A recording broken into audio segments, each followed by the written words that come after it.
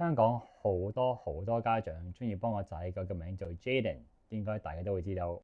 但其實喺我嘅教學生涯裏面，我發現呢一個唔係一個 Jaden 潮，而係一個鄧潮。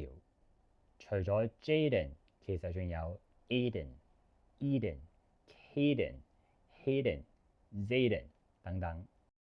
喺幾年前呢，有個朋友幫佢嘅朋友問佢幫佢個仔改咗個英文名，想問我呢個英文名好唔好聽？咁因為本身呢一個媽咪好中意 Harvey 呢一個英文名，咁但係咧佢又想跟住呢一個鄧潮，所以咧佢幫佢個仔改咗個名做 Harden。你講真㗎？